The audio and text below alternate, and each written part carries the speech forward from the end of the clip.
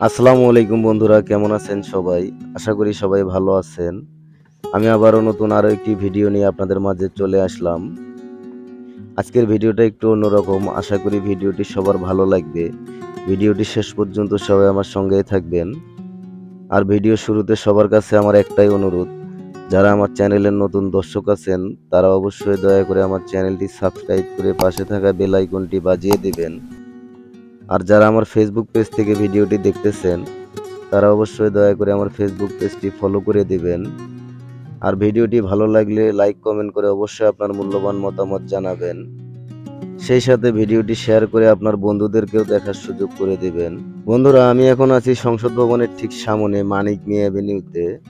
এখানে প্রতিদিন বিকেল থেকে শুরু হয় এক জাঁকজমক মেলার আয়োজন।